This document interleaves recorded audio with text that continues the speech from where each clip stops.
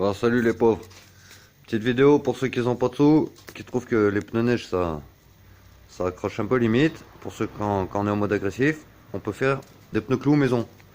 Alors, je vous montre une technique, c'est connu mais on trouve pas trop de vidéos qui expliquent comment on peut faire. Et surtout je savais pas si ce serait étanche et finalement j'ai trouvé une technique, c'est étanche. Le pneu il est à 3 bars depuis une semaine. Donc ça roule. Alors ça c'est un 195 50 par 15. Ça fait 160 clous. Bon, je sais, c'est une taille un peu basse pour la neige. Il faudrait des tailles un peu plus hautes. Peut-être vous montrer à 200 clous en faisant un schéma en quinconce comme j'ai fait là, vous voyez, en laissant des crampons libres. Donc voilà. Alors, ça commence comme ça. Bon, bah là, il est sur la jante, c'est plus pratique pour le percer, mais après vous faites comme vous voulez. Donc vous faites les trous. Hop, alors je vous conseille de les faire tous avec un point blanc au départ et puis de repasser sur vos pots avec la perceuse. Moi pour des vis de 6 j'ai pris une mèche de 3,8. J'ai enlevé un peu plus que 2 mm, je pense que c'est pas mal puisque sinon on risque de perdre en étanchéité si on perce au diamètre de la vis. Ensuite il vous faut faire des pointes. Alors ça c'est maison, c'est pareil. Moi j'ai pris des vis comme ça. Donc les pneus il y a de la bonne épaisseur de crampons hein. Vous voyez ils sont pas neufs mais ils étaient, on va dire, ils n'ont pas passé la mi-usure. Donc avec des vis 2 mm comme ça là, 2 mm pardon, de 2 cm, donc c'est 20 mm, moi j'ai pris du BTR. 20 mm, diamètre 6, avec des rondelles, prenez les plus larges possibles disons, et fines, ça doit aller. Ensuite il vous faut cette merde là, un petit toré à 30 balles bric-au-marché, de la colle, et bien sûr les outils qui vont avec les vis, de la colle et de l'étanche filet. Voilà, bon, ça vous trouvez ça où vous voulez. Ensuite, le but c'est de faire une pointe qui ressemble à peu près à ça.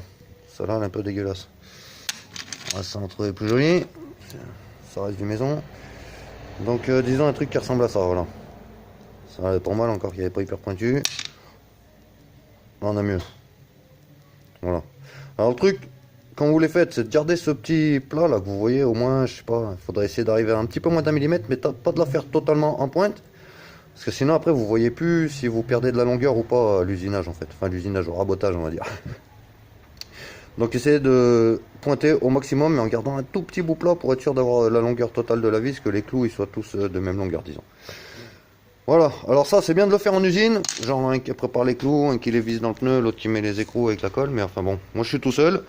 Là j'ai un alcoolique avec moi qui va prendre le relais de la caméra vite fait pour que je vous montre comment je pointe le clou. Bon, j'ai développé une petite technique à la wesh, disons, qui permet de pas trop bousiller le filetage avec... elle est où ma baguette soumise de merde? Elle est là.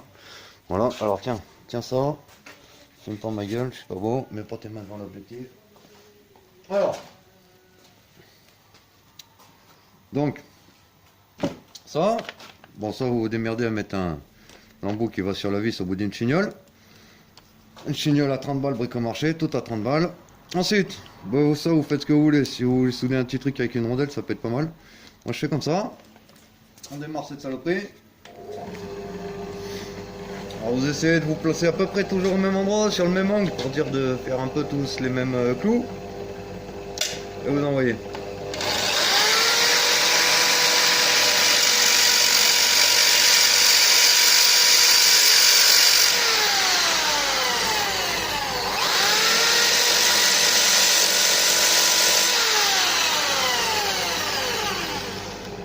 Chouïa.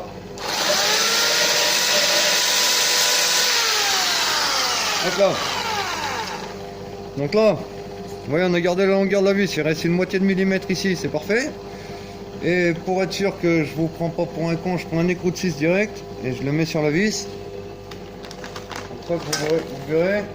Alors quand on les coupe net, droite, on n'arrive pas à remettre les écrous. Mais quand on les coupe en biseau, un peu en pointe comme ça là, on arrive à le faire prendre, et si vous forcez un peu, ça bousille pas le filetage.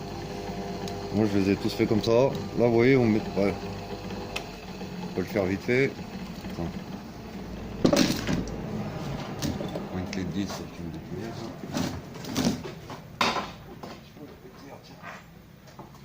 Cette saloperie, c'est pas vraiment des outils, mais enfin.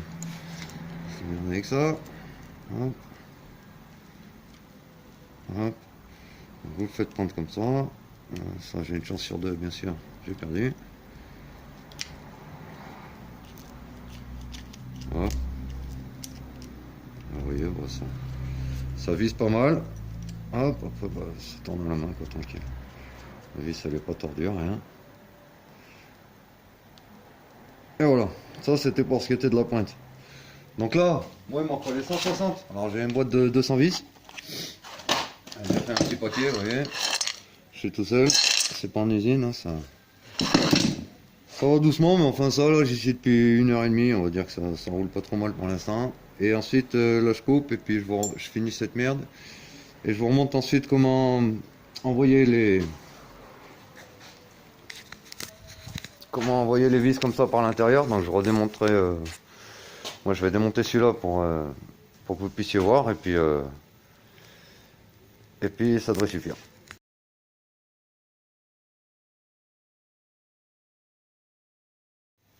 Bon voilà les amis, deuxième étape, on va mettre les clous. Donc là j'en ai déjà mis à peu près, je vois peut-être une bonne moitié, on va dire avec 80 ou 60. Donc ça va faire un truc comme ça. Hop, alors le truc ça va être de les visser à peu près jusqu'à ras. Il y a deux méthodes, c'est soit vous vissez à l'intérieur par la chignole, ou soit vous le faites à l'extérieur avec la chignole aussi si vous voulez, ou une boulonneuse. Mais le truc c'est que ça force un peu et moi j'ai peur de bousiller la mienne, c'est pas une forte qualité, donc vous voyez comme vous voulez. Moi je fais à l'intérieur par la chignole pour le transpercer et après à la boulonneuse par l'extérieur pour le visser jusqu'à ce que la douille elle rip à peu près, comme ça on va dire qu'ils sont à peu près tous vissés pareil et puis c'est en mode indesserrable on va dire. Allez, filme mon pote. Ça. Hop, alors ouais attends. Là je vous donne un conseil les gars, c'est les gants, obligatoire. Parce que sinon on me colle pendant une semaine sur les mains. Parce que là la petite c'est un truc de normalo. Alors, nous disions, une vis, viens là Borico. Une vis, une rondelle. Fume ça bien, on va en mettre 3 pour que vous voyez à peu près le truc. Attends, n'importe quoi. 3 joints.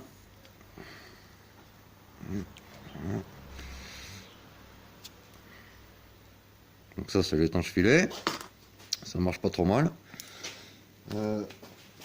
Génial. Toujours avec mon petit embout BTR. Ensuite, en vissant. Donc attends, on y voit clair là. On va faire ça là, ici. Hop. Ouais, ça rentre pas trop mal. Vous le faites patiner un peu.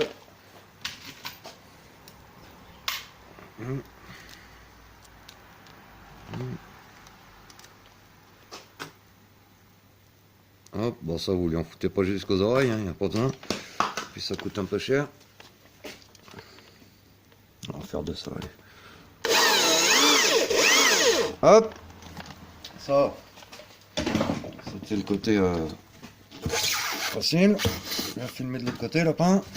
On va mettre les écrans. Ensuite, moi j'ai vu, il y en a qui font ça avec des rondelles. Mais ce qu'il y a, c'est que ça bouche un peu les crampons du coup. Alors vu que moi j'ai pour but après de retailler un peu le pneu pour élargir les surfaces libres, on va dire. On va dire les surfaces en contact comme vous voulez. Hop, donc un peu de colle, hein, vous prenez la plus forte que vous trouvez pour la Loctite. Vous faites prendre vos petits écrous dessus. Ça c'est facile. Il reste aussi d'ailleurs. Ensuite boulonneuse. Vous amorcez bien la main parce que bon des fois sur un demi-tour ça peut faire riper. Voilà, vérifiez qu'ils sont bien pris, nickel. Et là vous y allez gentil. À peu près jusqu'à que ça. Que la douille elle patine quoi. Voilà tout simplement. Hop. Hop. Nickel. Vous voyez comme ça c'est à peu près à ras. Ouais, nickel. C'est à peu près à ras et puis on va dire qu'ils ont à peu près tous la même longueur. Filme bien le profil là. On voit que les écrous ils dépassent pas trop. Vous voyez ça fait un truc dans ce style là quoi. Voilà. Je sais pas si vous voyez bien le genre mais. Voilà, donc je finis ça. Ensuite je remonte le pneu sur la jante en tôle elle est là. Je remonte là-dessus. Et puis je vous le fais claquer sur la monteuse pour faire voir que ben il tient bien la pression quoi, ça se gonfle comme un pneu normal. Faut juste faire attention de pas se piquer en le montant quoi. A tout de suite. Bon, voilà les amis. Troisième et dernière partie du cloutage de pneus maison.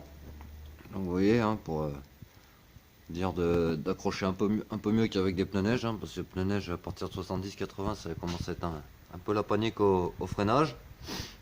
Donc voilà, il est monté, il y a 160 clous.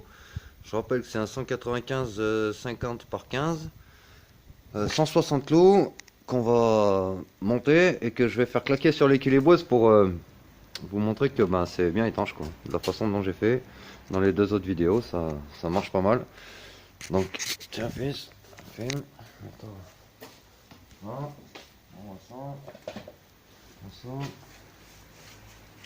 Ça va un peu. Ça me dessus.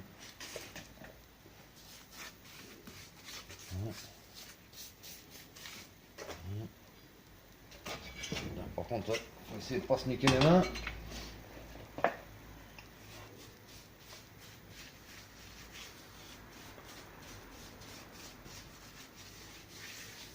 Voilà. Oh, qu'est-ce que ça picote un peu. Ça, voilà. Vous voyez. Hop.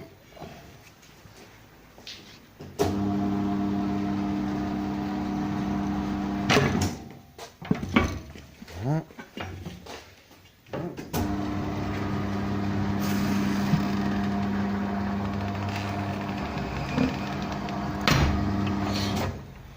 On gonfle.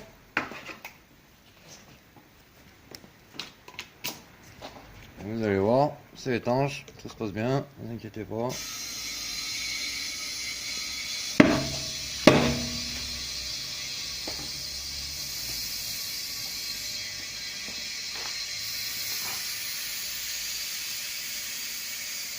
C'est le mano qui fuit un peu là, si vous entendez les fuites.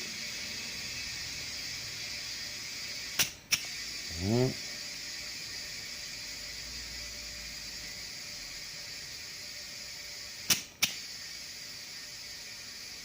Bien gonflé. Hein?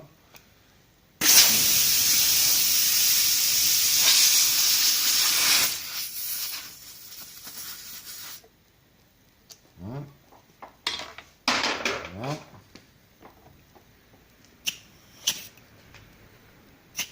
Je vais le mettre à 3, si le mano il va bien.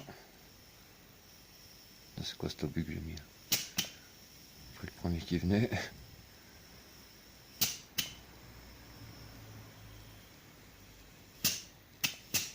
Voilà. 3. Alors même le mettre sur l'équilibreuse. Pour que vous voyez que je vous prends pas pour des billes, hein, parce que... Bon, ça sert pas à grand chose de l'équilibrer, mais enfin...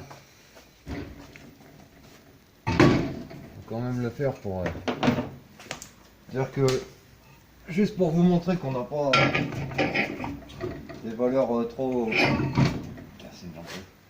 On n'a pas des valeurs trop inacceptables en fait.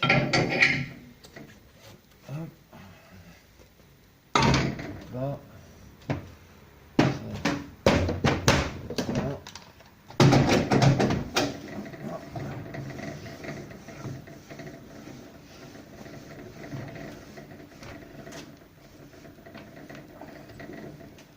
On va enlever les plombs, ça j'aurais pu le faire avant.